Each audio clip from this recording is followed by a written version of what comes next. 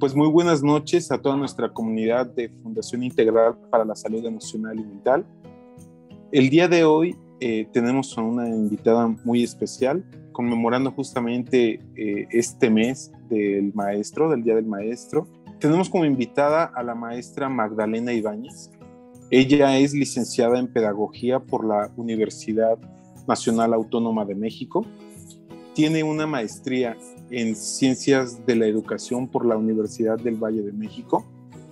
También es licenciada en Letras Hispánicas por la Universidad Autónoma Metropolitana y su experiencia laboral ha sido como docente en grupo, así como coordinadora académica. Actualmente trabaja en el Centro de Maestros en el municipio de Nezahualcóyotl. Démosle la bienvenida, por favor. ¿Cómo está? Buenas noches, maestra Magdalena. Muchas gracias, muy amables a usted y a su fundación que hayan tenido la gentileza de invitarme a esta sesión. Gracias. No, ¿de qué? El día de hoy tenemos un tema sumamente interesante. Yo considero que es necesario promover en este mes la importancia que tiene la participación del docente, así como la del alumnado, para continuar con estas buenas prácticas, tanto o generación de conocimiento y de apoyo social y cultural. El tema de hoy es inclusión educativa y barreras del aprendizaje. Profesora Magdalena, le agradezco nuevamente su participación en esta fundación, en estas pláticas del día de hoy, y la puedo dejar entonces con su presentación. Muchísimas gracias, licenciado. En el ejercicio laboral que yo tuve, pues fui viendo la manera en cómo poco a poco fue evolucionando a través de las diferentes reformas educativas, la forma en cómo se iba a entender la inclusión. Se parte en un primer momento de considerar que los alumnos, por ejemplo, que antes se consideraban como alumnos discapacitados, deberían de tener una educación que estaba al margen de la educación regular o de la educación común. Sin embargo, conforme ha pasado el tiempo, estamos hablando a partir de 1993, que los planes y los programas de estudio van a tener una transformación radical, sobre todo en lo que se refiere a la cuestión de la inclusión educativa. Porque vamos a plantearlo así. En un principio no se consideraba como inclusión, sino se denominaba como integración.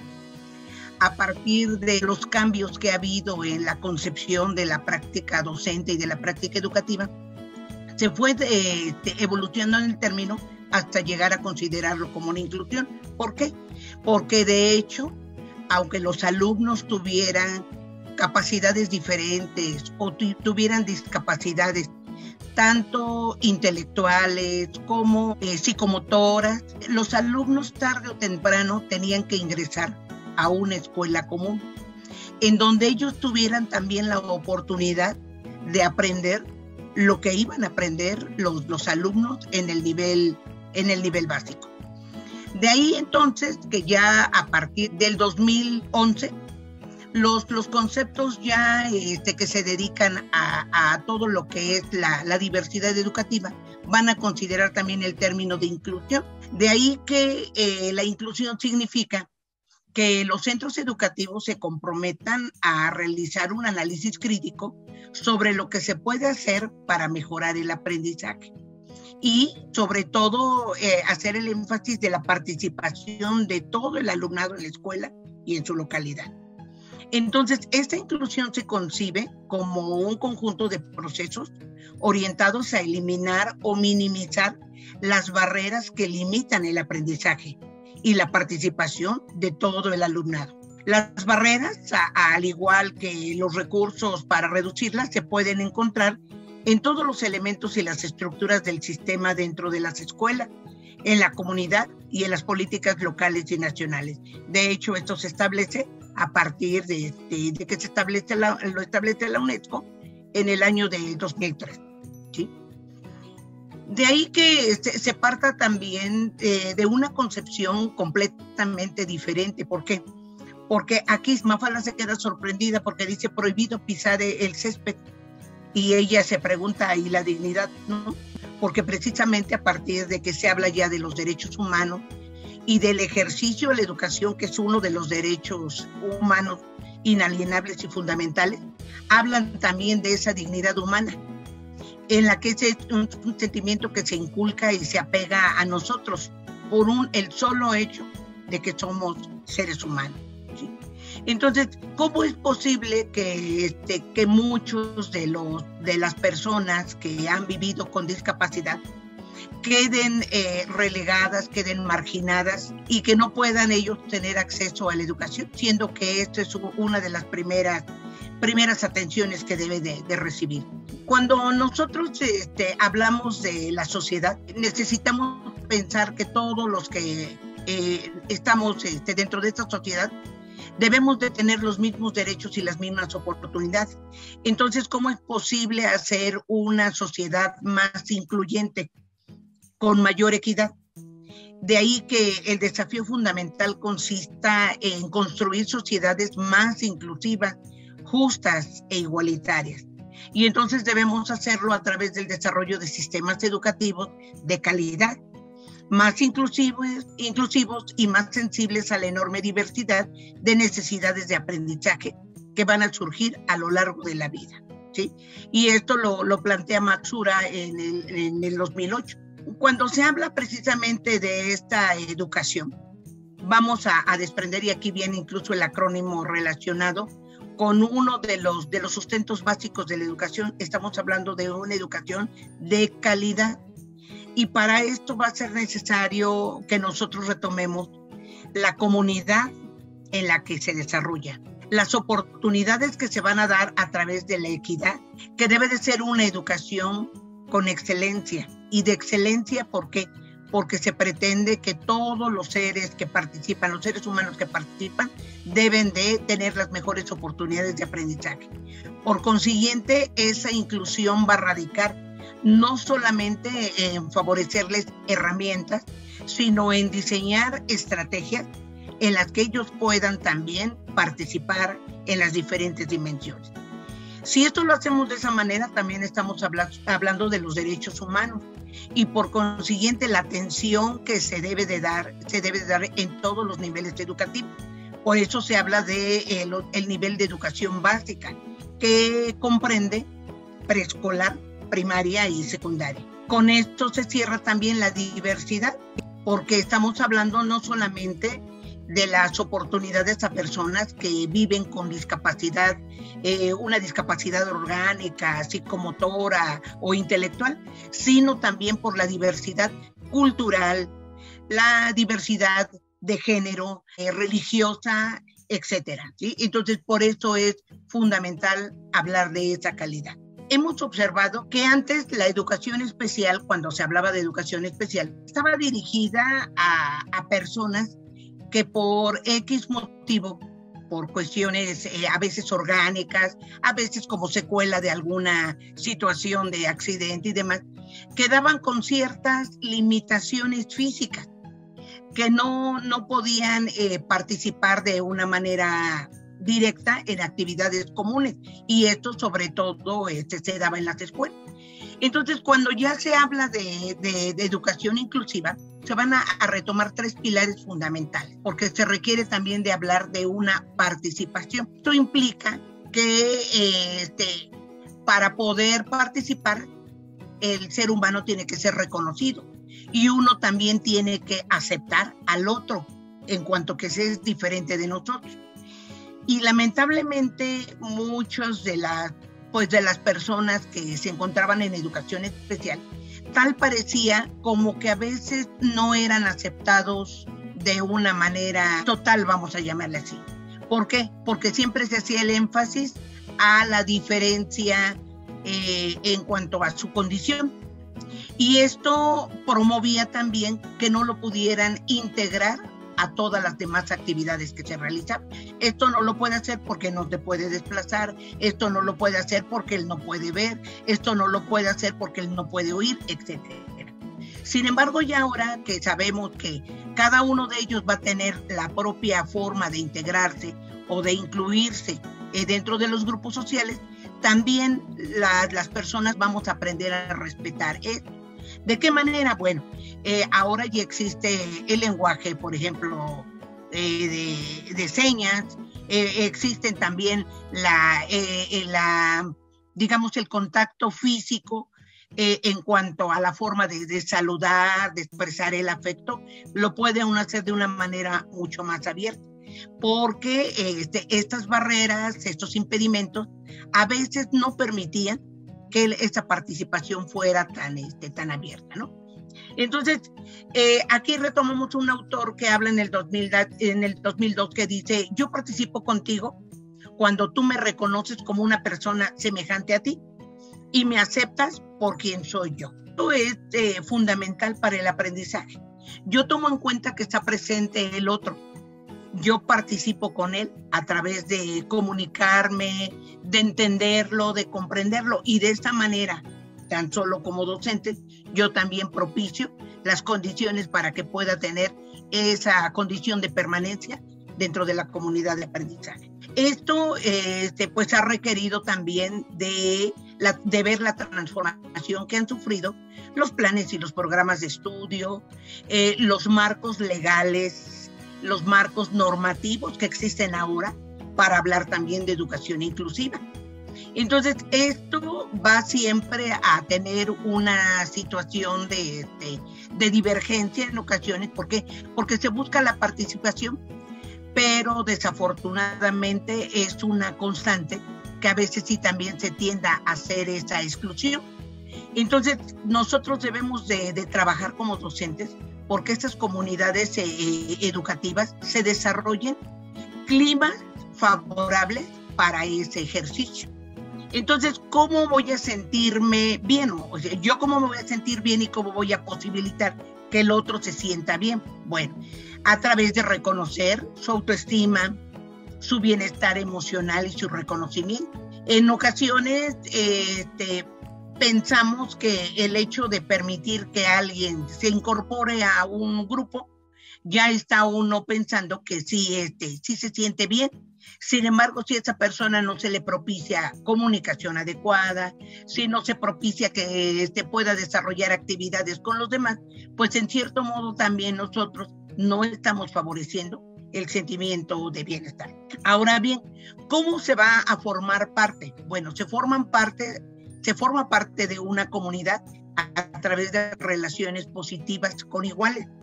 Nosotros como maestros hemos tenido la oportunidad de favorecer esas condiciones porque debemos de entender también que los alumnos entre pares, ellos van a tener sus propias necesidades, sus propias formas de comunicarse. Sin embargo, a veces como adultos no propiciamos que se faciliten esas relaciones positivas porque hacemos el énfasis de la carencia que tiene el otro, de la situación de diferencia que tiene el otro. Y sin embargo no es posible eso. Por el contrario, favorecer la amistad, la aceptación, va permitiendo que también los otros se puedan integrar al trabajo que se está desarrollando, ¿no? Y de esta misma manera tomar parte. El hecho de tener voz y ser escuchado es fundamental para un ejercicio también como educando. Ahora, bajo la nueva concepción que existe del constructivismo, nosotros vamos a entender el acto propiamente de la enseñanza y del aprendizaje como un proceso recíproco, continuo, en espiral. ¿Por qué? Porque ahora ya entendemos que los maestros tan solo no somos depositarios en cerebros vacíos o en cabezas huecas.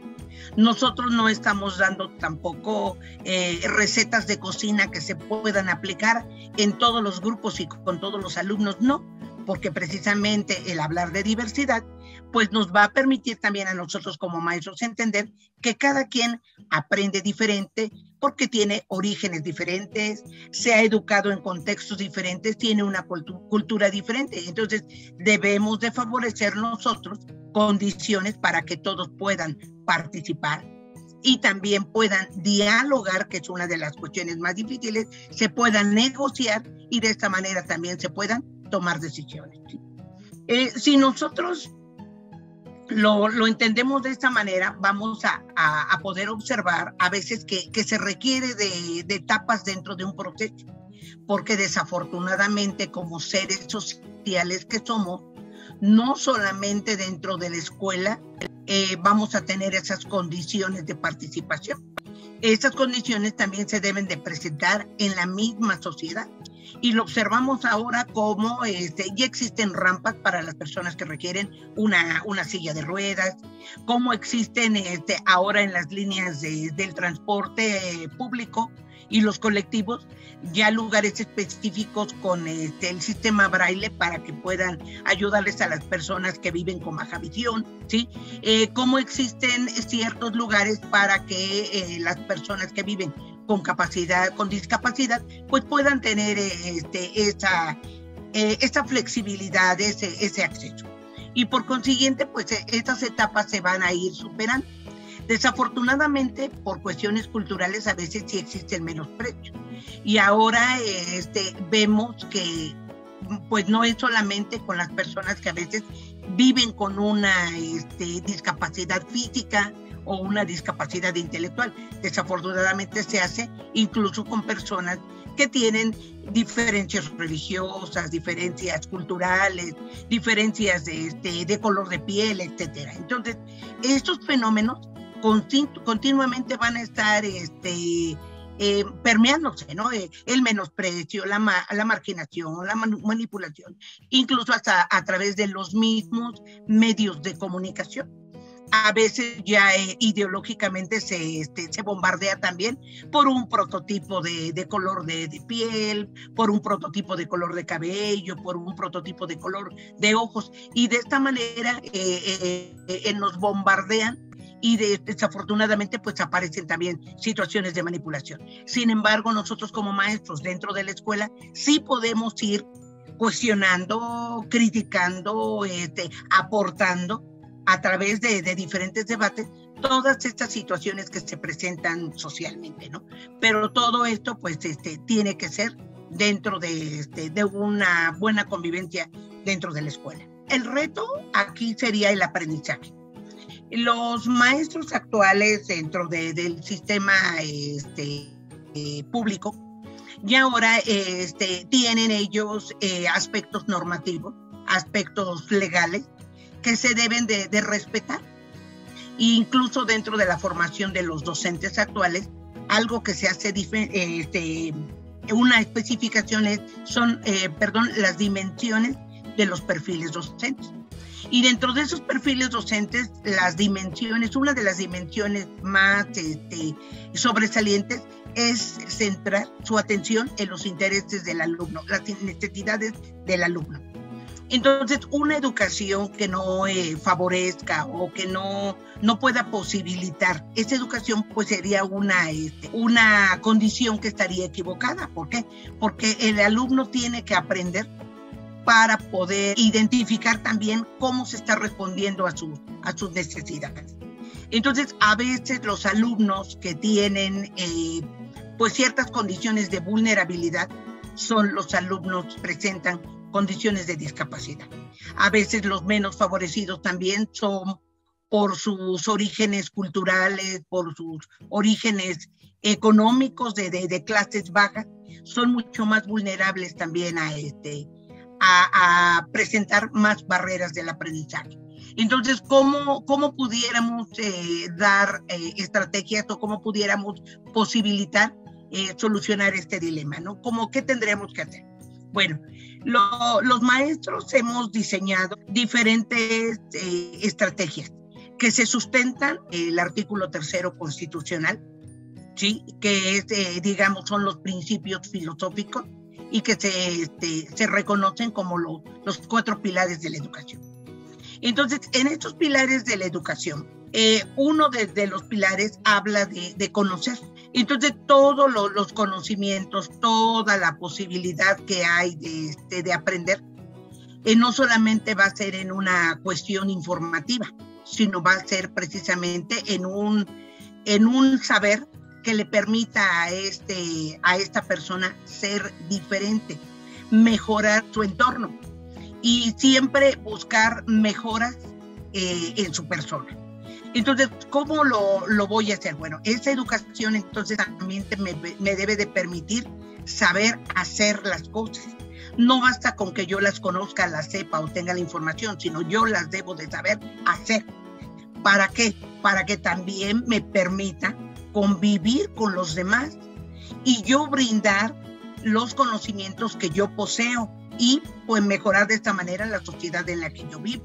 Por consiguiente, una vez que los comparto con los demás, también me ayuda a ser, que sería el otro pilar de la educación, ser una persona integral.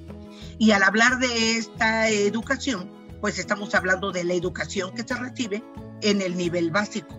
¿Sí? El nivel básico tiene que formar una persona integral.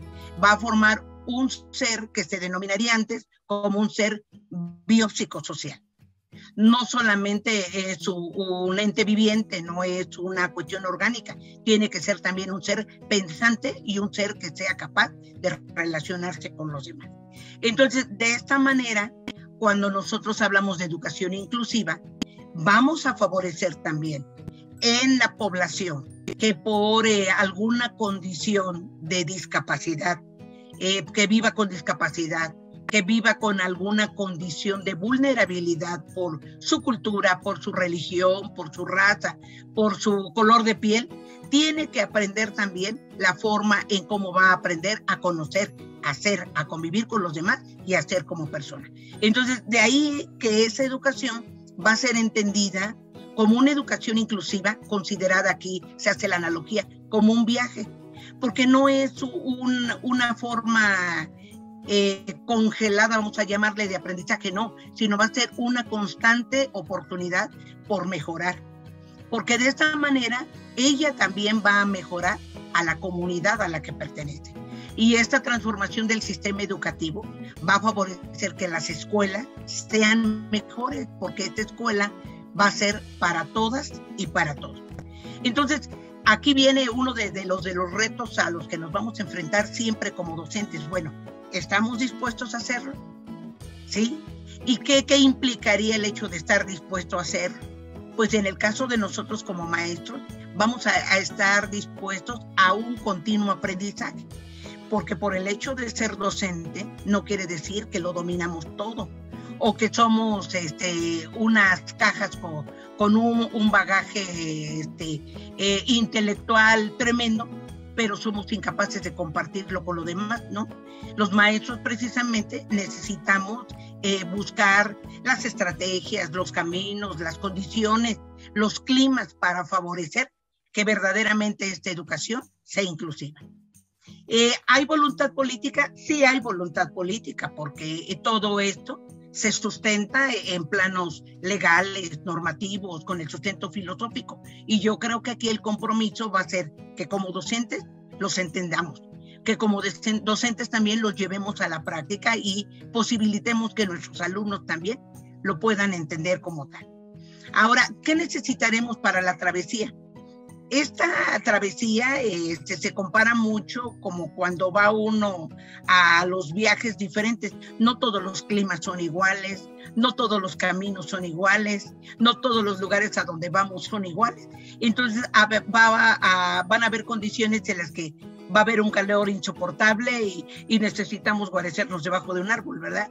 Va a haber condiciones en las que hace un frío espantoso y vamos a tener que estar alrededor de una fogata para podernos friccionar las manos y que podamos entrar en calor y la cara también. Entonces, es necesario que nosotros conozcamos también los diferentes lugares y las diferentes trayectorias que vamos a seguir. Ahora bien, ¿qué barreras, qué dificultades o qué peligros podemos encontrarnos? muchas, y de hecho son dificultades que nos van permitiendo crecer y aprender constantemente. Como decíamos, a veces se consideraba, por ejemplo, en algún tiempo, que las personas que tenían alguna necesidad porque vivían con alguna discapacidad en particular, se consideraba que era igual. Es decir, por ejemplo, si la persona tiene característica de baja visión o vive con baja visión, uno piensa que todas las personas que viven con baja visión van a tener las mismas condiciones, y no es cierto. Nosotros pensábamos que las personas que tenían problemas psicomotrices, todos tenían a veces la misma percepción de su espacio físico, y sin embargo tampoco eso es una constante. Entonces, este tipo de barreras las vamos a encontrar, sí. A veces hay alumnos que tienen discapacidad orgánica porque no mueven sus piernas. Sin embargo, son excelentes para manejar los brazos y la cabeza, y pueden hacer marometas y pueden rodarse con mucha facilidad, pero no precisamente otros alumnos que tengan estas carencias lo van a poder hacer. Entonces, esto nos requiere también a nosotros como docentes una constante investigación, un constante acercamiento con todos nuestros alumnos, ¿sí?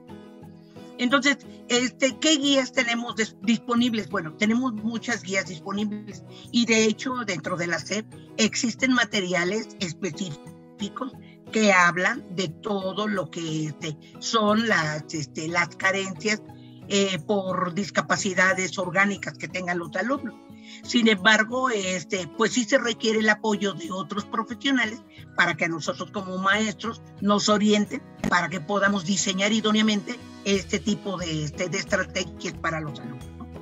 Entonces, cuando ya vamos rumbo a este viaje, vamos a considerar que estamos insertos en un sistema inclusivo, pero también tiene que ser flexible, pertinente y sensible, que identifique, atienda y elimine las barreras de aprendizaje que se van a presentar dentro del sistema educativo y en el entorno, para favorecer el acceso, el avance, la permanencia, el aprendizaje, la participación y conclusión de los estudios de niñas, niños, adolescentes y jóvenes en todo el país, en su amplia diversidad, en igualdad de condiciones y de oportunidades. A veces también pues se nos bombardea mucho por la situación de que los alumnos que viven con discapacidad, algunos pueden tener el acceso a alcanzar carreras profesionales de diferentes tipos. Sin embargo, a veces esa igualdad de condiciones y de oportunidades no es precisamente permanente ni consistente, porque va a depender de mucho de las condiciones sociales también en que se estén y familiares en que se estén desarrollando estos jóvenes. Entonces, como maestros, es importante que nosotros establezcamos un diagnóstico contextual. Y ese diagnóstico contextual, pues sí nos involucra ya propiamente como profesionales, porque nosotros tenemos que diseñar a veces pruebas, baterías, revisión de historiales de los alumnos para poder conocer estas características de nuestros alumnos. Dentro de las categorías de las barreras de aprendizaje, nosotros vamos a poder identificar las siguientes. Una de las primeras sería las estructurales. Esto incluso lo podemos revisar en el apoyo que se encuentra en un material que elaboró la SEP. En el Acuerdo Educativo Nacional, es una Estrategia Nacional de Educación Inclusiva. Aquí podemos tener algunos criterios, pero ahí viene el sustento bibliográfico. Entonces, las primeras, por ejemplo, habla de barreras de aprendizaje estructurales. Estos son el resultado de un sistema que ha normalizado la exclusión y la desigualdad de personas, grupos o poblaciones desde la misma organización política, social o económica.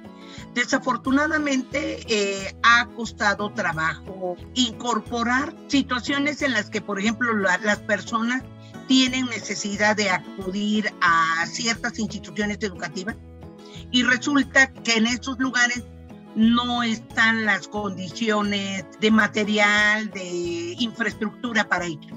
no hay rampas, los asientos no son adecuados para ello, en algunos lugares no hay condiciones, por ejemplo, para las personas que viven con baja visión, se puedan utilizar su sistema braille, no permiten la entrada, por ejemplo, a personas que necesitan su perro guía, etcétera, situaciones de este tipo.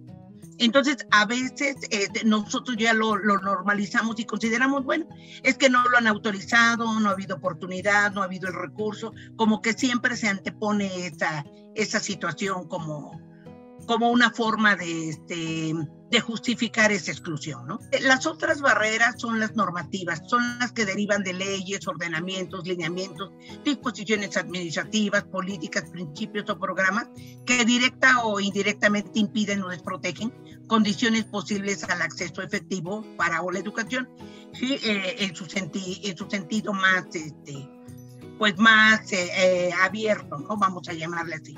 En este caso, por ejemplo, cuando se refieren a ciertas condiciones de algunas escuelas, que para ingresar en esas escuelas se necesitan ciertas condiciones de estatura, de talla, buena visión, de capacidad auditiva, o sea, ya existen ciertos criterios que ya anteponen esa exclusión para quienes no tengan la condición o no tengan ese tipo de características que ahí se solicita, ¿no?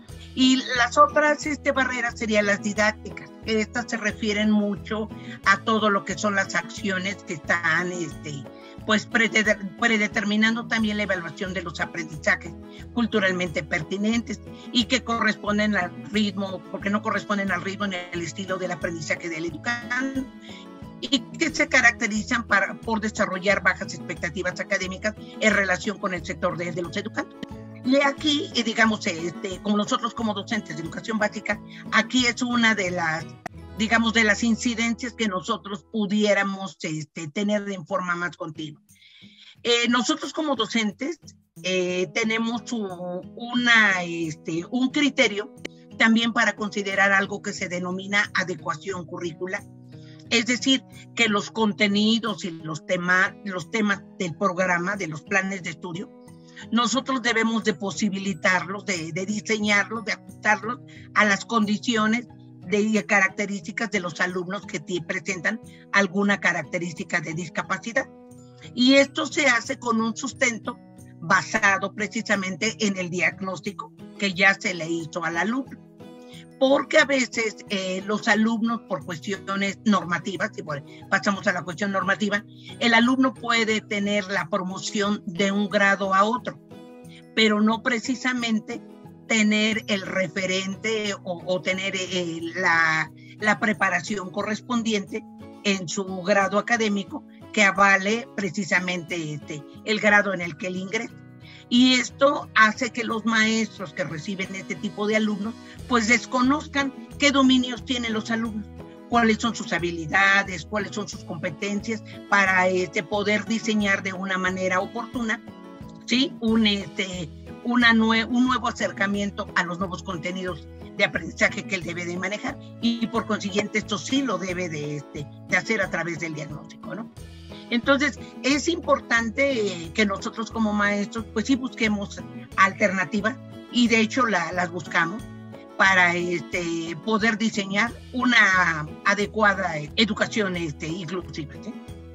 Es sorprendente cómo en la actualidad, ahorita justamente que mencionaba usted este tipo de barreras de aprendizaje estructurales, efectivamente hay escuelas, a mí me tocó estudiar en una universidad donde no había rampas para las personas con capacidades diferentes, ¿no? Con sillas de ruedas, sí. Y se tenían que esperar a compañeros a que ellos pues, lo apoyaran para cargar la silla de ruedas y pudiera ingresar a los salones, ¿no? Ahí también, bueno, es un buen ejemplo de este tipo de barreras de aprendizaje estructurales, ¿no? O en caso de las normativas, en las escuelas ya haya algún tipo de sistema para que las personas con debilidad visual presenten exámenes de manera oral, pero, por ejemplo, profesionales, ¿no? Exámenes profesionales. No sé si en la actualidad ya existan este tipo de cambios, de lineamientos, es difícil reconocer que al día de hoy todavía encontramos este tipo de barreras de aprendizaje. Sí, así es, efectivamente, licenciado. Y es uno de los problemas que se han presentado más comúnmente. Existen mecanismos y existen criterios administrativos y normativos dentro de la SEP para poder hacer exámenes especiales para los alumnos y que acrediten ellos de manera particular la promoción para los diferentes grados académicos.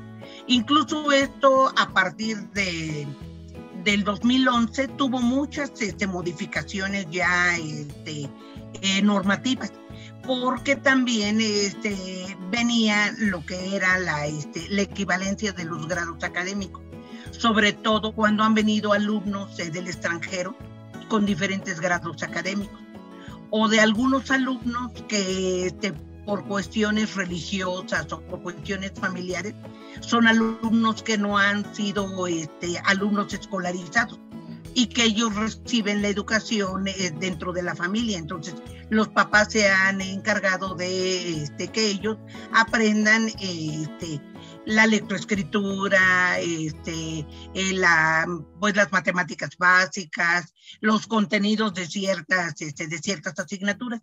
Entonces los alumnos presentan un examen como lo presentarían los alumnos de educación abierta, pero ya con ciertas características para la promoción correspondiente al grado que se quiera certificar, ¿no? Y así efectivamente también para muchos alumnos que han vivido con situaciones de discapacidad o que viven con situaciones de discapacidad requieren también apoyos para presentar exámenes para alcanzar el grado académico y la certificación correspondiente, ¿sí? En este caso me pongo a pensar dentro de las barreras de aprendizaje didácticas, las personas igual con debilidad visual, ¿cómo gestionan ellos sus notas, ¿no? Y cómo el docente tiene que manejar esta estrategia para que pueda generar un aprendizaje justamente por medio de este sentido auditivo a comparación de todos los demás que pueden visualizarlo en el pizarrón, ¿no? Entonces, qué importante es implementar también este tipo de material didáctico pues para fomentar este tipo de aprendizaje significativo. Sí, es muy cierto lo que comenta. Yo creo que poco a poco se ha ido abriendo dentro de la escuela pública la inserción de alumnos que tienen discapacidad. Yo creo que aquí algo que me ha faltado también de señalar, mencionar la importancia fundamental que tiene la participación de los padres de familia, porque a eso era lo que iba yo hace rato. El maestro, el docente que atiende a este tipo de población, también requiere un enlace continuo con los padres de familia, porque desafortunadamente una de las barreras de aprendizaje más terribles que existe es la falta de comunicación. Los alumnos que son más vulnerables son aquellos alumnos que no son reconocidos como tal. A veces, por cuestiones familiares y sociales, los alumnos con discapacidad son alumnos también que a veces se ven invisibles, por así decirlo. No quiere tocarse el tema, que ellos tienen determinadas limitaciones o tienen determinadas características. Y cuando ingresan a la escuela, a veces los papás no quisieran hacer manifiesta esta característica por temor al rechazo, por temor a la discriminación.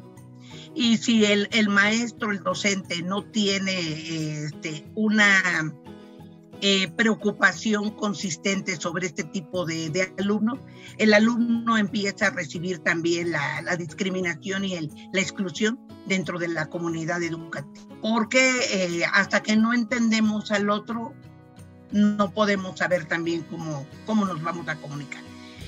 Yo tuve experiencias muy gratificantes, pues con algunos alumnos con características de discapacidad. Tuve hace algunos años, antes incluso de terminar mi ejercicio, y ahorita mi alumno ya va a egresar de la Universidad Tecnológica.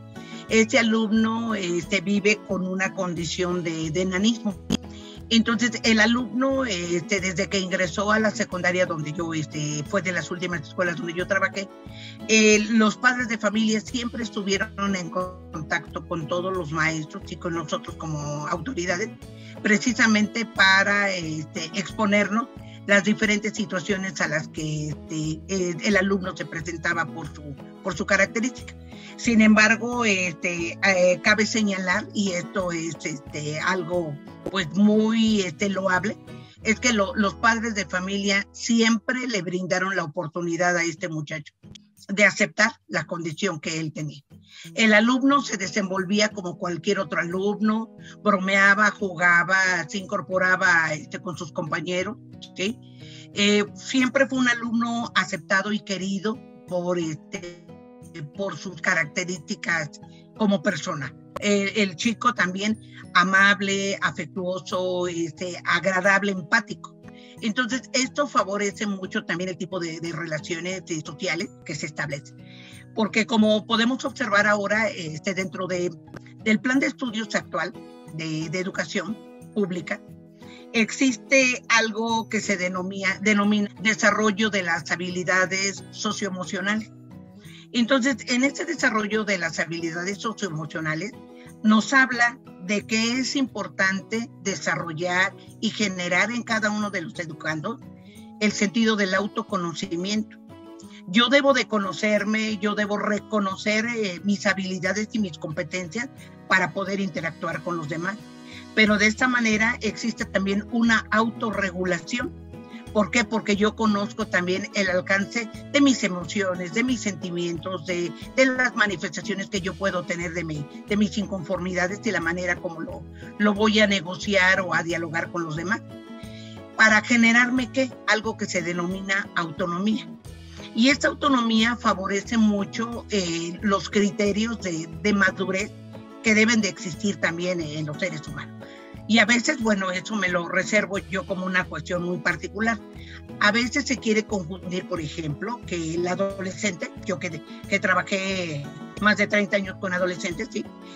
Se quiere generar que el adolescente se confundía el término como que adolece, que carece o que padece de algo. No, el adolescente simplemente está en una etapa más de su desarrollo biológico y psicológico y social. Y sin embargo, él también es capaz de manifestar sus emociones y de regular también la forma como va a interactuar con los demás.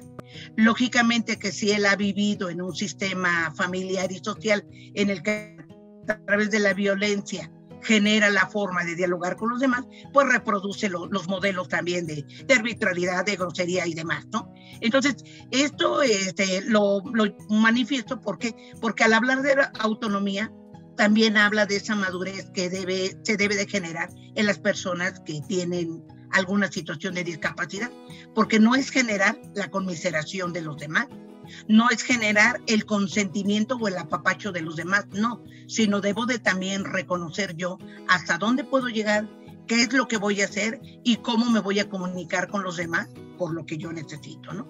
Y de esta otra manera vienen los otros dos aspectos sumamente importantes, lo que sería la empatía y la colaboración.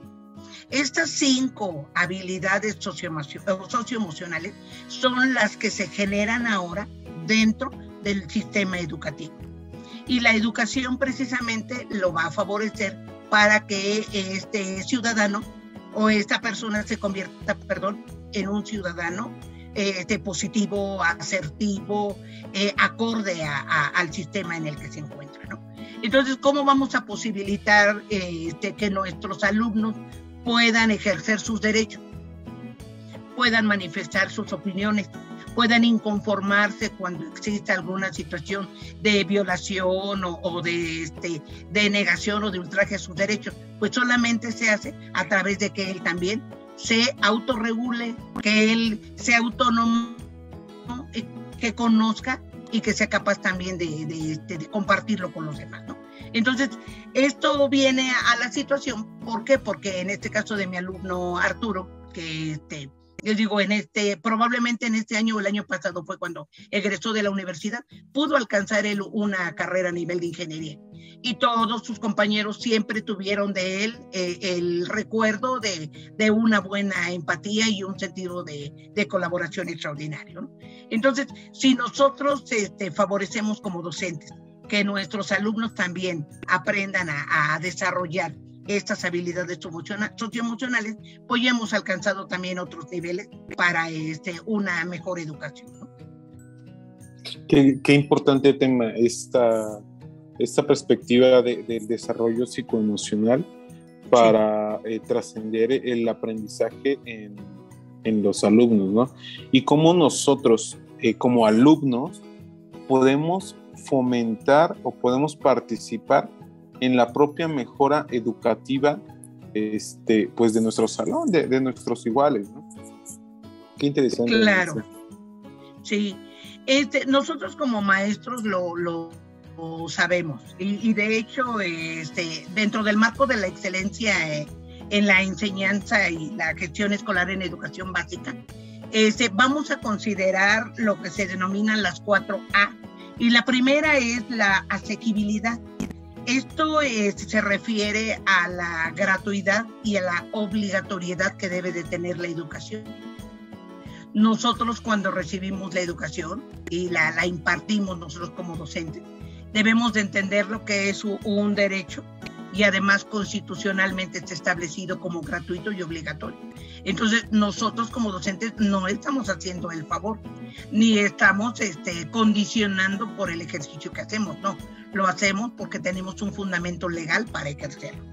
El otro punto sería la accesibilidad, y dentro de la accesibilidad viene precisamente lo que se refiere a la educación inclusiva, en la que se tienen que implementar estas acciones, porque la accesibilidad es un requerimiento básico. ¿Para qué? Para evitar el aislamiento, la exclusión, la discriminación, la segregación de las personas en cualquier ámbito de la vida. El otro punto es la aceptabilidad, el otro criterio que se refiere, a la seguridad, a la calidad y a la calidez. Estas características son las cualidades implícitas en el ejercicio docente. Nosotros como maestros tenemos esa obligación en nuestro ejercicio, dar una educación de calidad, crear un ambiente cálido, agradable, acorde a las características que tienen nuestros alumnos, ¿sí? Y por el otro lado sería la de la adaptabilidad, que también se requiere, o más bien se refiere, a las condiciones de una adecuación curricular. Es decir, cómo yo posibilito que los contenidos de los planes y de los programas de estudio puedan ser adaptables a las características que tiene ese alumno con discapacidad. Entonces, esta educación inclusiva también requiere un diseño universal para el aprendizaje. Aquí se refiere a la creación de productos y entornos diferentes de modo que puedan ser utilizables para todas las personas en la medida de lo posible, ¿sí? Sin necesidad de adaptación posterior destinada a un público específico. Muchos de nuestros alumnos, nosotros pensamos que toda la vida van a pasar dentro de la escuela y que van a tener esas condiciones siempre dentro de la escuela. Y sin embargo, no, tarde o temprano se tienen que incorporar a una sociedad y a condiciones sociales diferentes. Y por eso también nosotros tenemos que darles tips, tenemos que enseñarles estrategias para que ellos se puedan adaptar más tarde. No es solamente lo que van a aprender en la escuela, sino cómo lo van a utilizar para adaptarse en la sociedad a la que pertenecen, ¿no?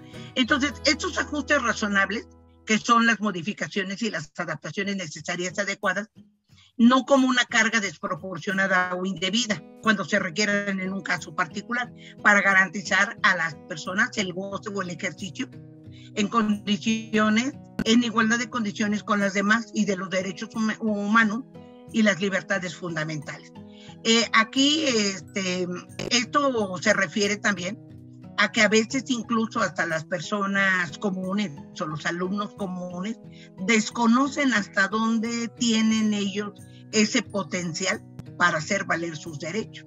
Desde el momento en que ellos ya pertenecen a una escuela, que ya son estudiantes, ellos ahí ya van a ir adquiriendo todo el bagaje legal, en los marcos como ciudadanos a los que ellos deben de respetar y hacerse respetar, ¿no? Entonces, todo esto también requiere de medidas específicas que se refieren a todas aquellas acciones necesarias para revertir la discriminación, acelerar o lograr la igualdad de hecho en las personas en situación de vulnerabilidad. Esto ha sido muy controversial y ha sido a veces también muy terrible, como retos muy difíciles que se han superado, sobre todo ahora por las cuestiones también de género, que a veces eso requiere también que como adultos nosotros sí tengamos una continua actualización y una continua capacitación para reconocer este tipo de situaciones, porque a veces hemos aceptado a personas con capacidades diferentes por condiciones orgánicas o intelectuales, pero a veces nos cuesta trabajo aceptar a personas por características de la piel, por características religiosas o por características sociales o de cultura, ¿no? Entonces también es necesario actualizarnos como docentes. Y luego, por último, el uso de apoyos, que son todas las actividades o instrumentos que aumentan la capacidad de una escuela para dar respuesta a la diversidad de los educantes. Y esto lo aprovecho porque precisamente en las reuniones de consejos técnicos escolares que todas las escuelas de educación básica llevan a cabo un viernes en cada mes durante el ciclo escolar, ahí precisamente los maestros se dedican a analizar, a valorar, a diagnosticar y a detectar todas las condiciones que ellos están teniendo y que les obstruyen el ejercicio de un proceso de enseñanza-aprendizaje adecuado. ¿Por qué? Porque a veces las condiciones de la escuela, las necesidades que se tienen en cuestiones de estructura, en cuestiones incluso de factores físicos o de condiciones de materiales, de condiciones de implementos, por ejemplo, de cuestiones del Internet ahora, requieren también un apoyo de las autoridades educativas para que se puedan mejorar. Y esto solamente se lleva a cabo cuando se hacen las reuniones para canalizar con quien corresponde y de la manera correspondiente a cada una de las instancias respectivas para su acceso. Y pues aquí lo veíamos con respecto a las barreras estructurales, ¿no? Que a veces pues las cuestiones de las escaleras, las rampas, la iluminación, el tipo de butacas, el tipo de espacios físicos, ¿sí? Pero también a veces las situaciones de comunicación con los padres de familia, con las autoridades, con las demás instancias que requieren su participación también para apoyar a los alumnos, ¿no? Y aquí, bueno, nosotros nos dirigimos en particular a las barreras didácticas porque, pues dentro de nuestro ejercicio como docentes lo vemos, ¿no? Actitudes a veces de rechazo, segregación, exclusión por parte de la comunidad y que va, pues a posibilitar situaciones de discriminación. Un clima escolar hostil y que propicie el acoso escolar. El uso de materiales que a veces faltan, lo que comentábamos del internet, de televisiones, de laboratorio de cómputo y a condiciones de infraestructura muy específica en cada una de las escuelas. Ahora bien, pues acá el maestro cómo se va a dar a la tarea de diseñar clases inclusivas. Pues aquí va a partir de tres cosas, diría yo, fundamentales. La primera, establecer un diagnóstico.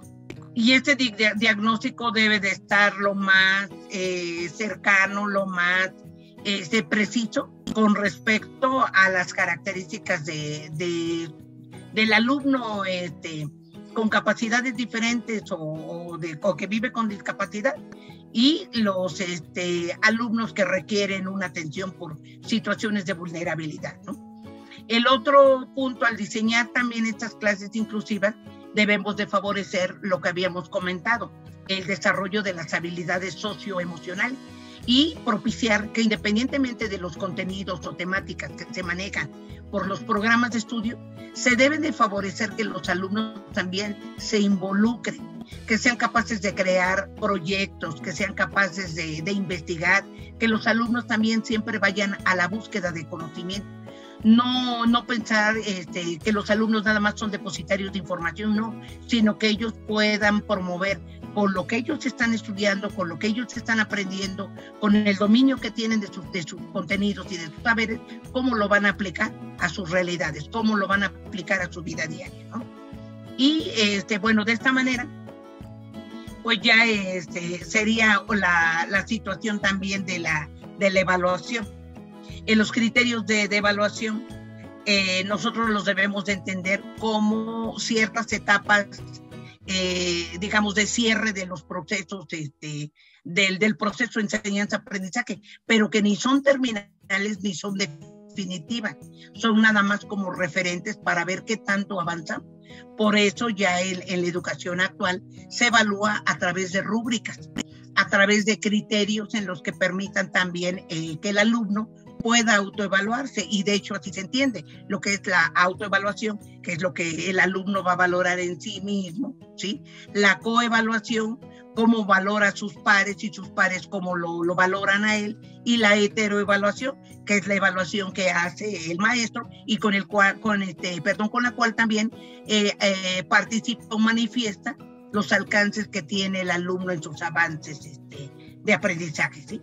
Entonces, ya para ir dando cierre con base en ese diagnóstico, pues también la pedagogía ha de manejar también condiciones de aprendizaje idóneas para cada uno de los contenidos, para cada uno de las temáticas o de los programas, de los contenidos que se manejan en los programas, pero también de esta manera cómo se van a insertar las herramientas y la tecnología que se utiliza en el aula, que fue uno de los problemas más graves que tuvimos ahora y que se vivieron ahora por la cuestión de las restricciones que hubo ahora, pues por la situación de la pandemia, ¿no?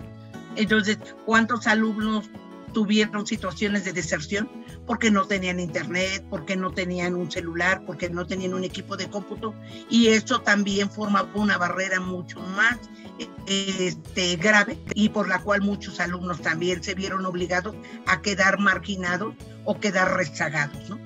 Entonces, todo esto pues sí requiere el compromiso de nosotros como docentes para estar en una continua comunicación con las autoridades, en una continua comunicación con los diferentes canales educativos, para ver de qué manera podemos implementar esos recursos educativos para la mejora de nuestra escuela, ¿no? Entonces, sí, cierro con esto, pues como reflexión, ¿no? También, ¿cómo se vinculan los contextos escolares, familiares y sociocultural descritos en el diagnóstico con los ajustes razonables para el logro de los aprendizajes?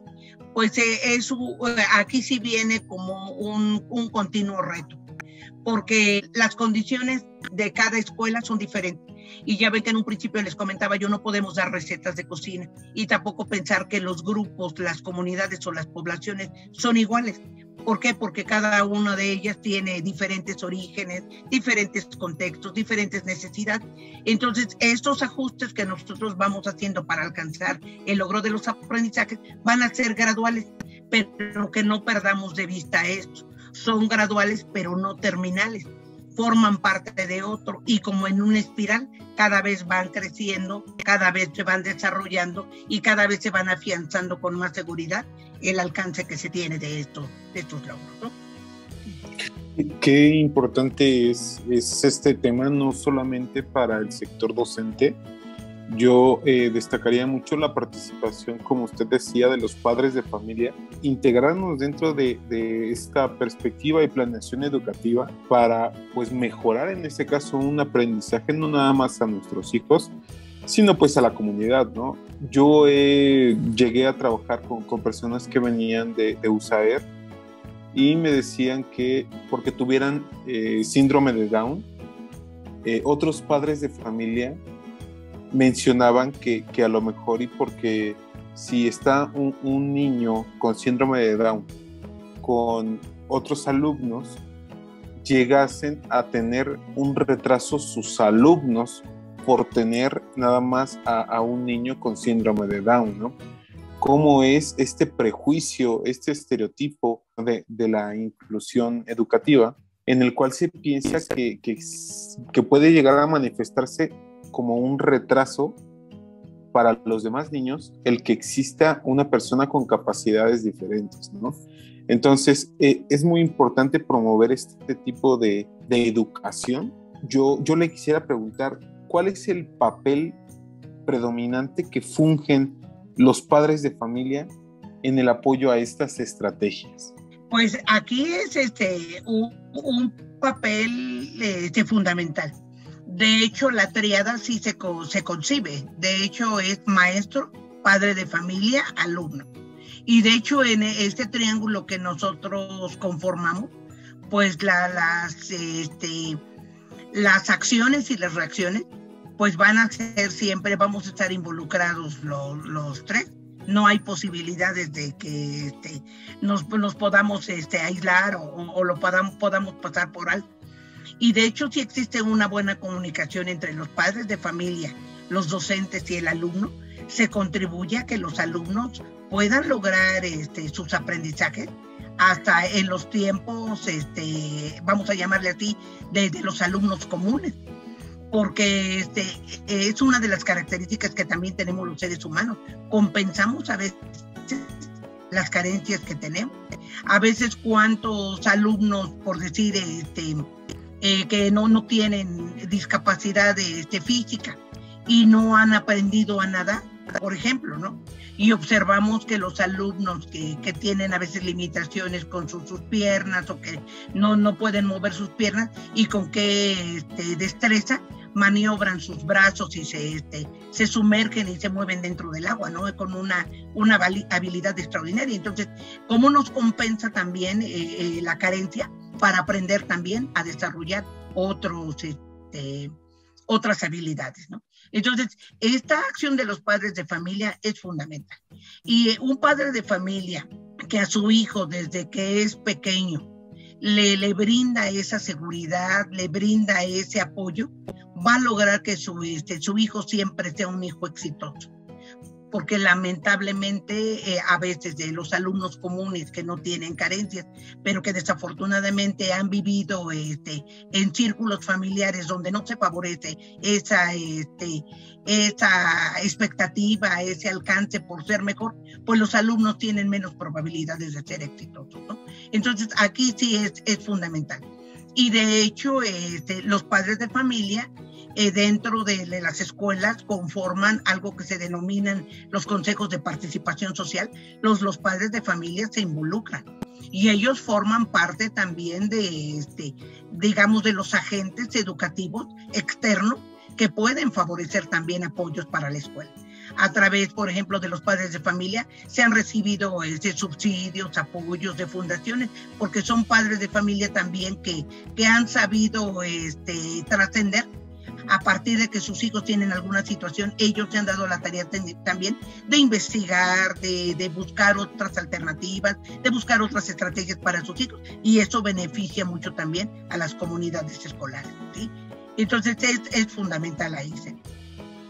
Muchas gracias. Yo me quedo con eso, justamente la importancia de que, en primer lugar, es un cambio de cultura, es un cambio también de ideología, la que tenemos que promover. La importancia, en este caso, como usted decía, del desarrollo psicoemocional que uno le tiene que proveer a su hijo para que también él afiance estos conocimientos dentro de sus iguales en las aulas. Profesora, ya solamente quería hacerle una pregunta desde su perspectiva.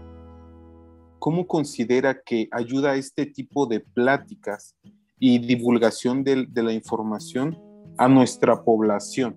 Sabemos que nuestra población no nada más es docente, pero ¿cómo considera usted que aporta su información y la divulgación de estos temas? Pues yo considero que una de las formas, digamos, que tenemos de apoyo, vamos a llamarle así, de que vayamos también como difuminando esa mala imagen que a veces se hace del docente.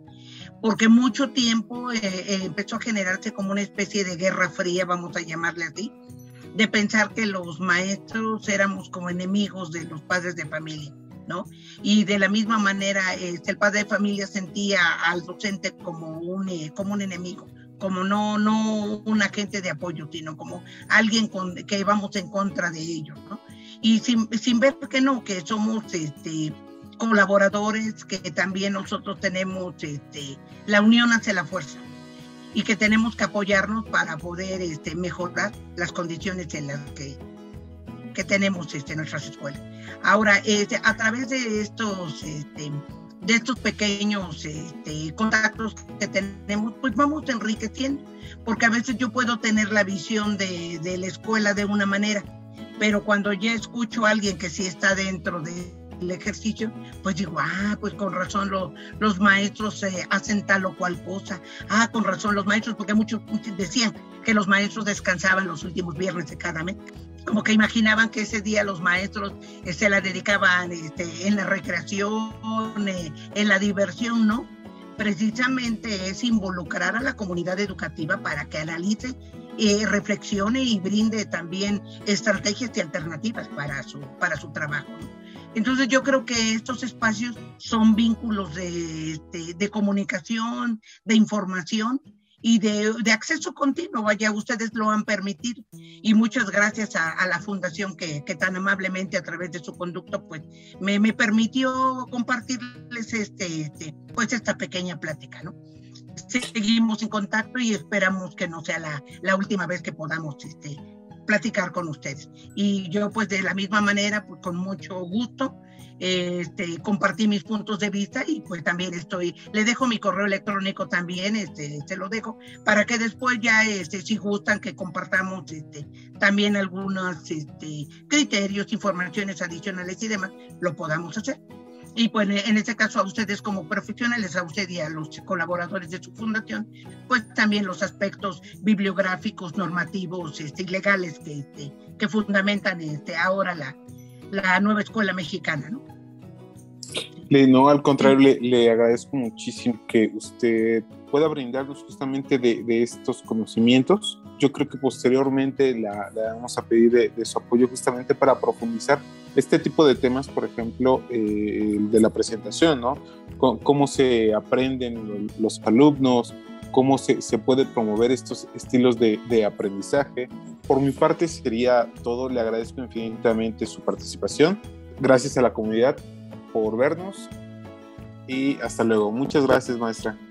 Muchas gracias a usted, licenciado, por su atención. Buenas noches. Saludos a todos los colaboradores de la Fundación, muy amables. Gracias. Hasta pronto. Gracias.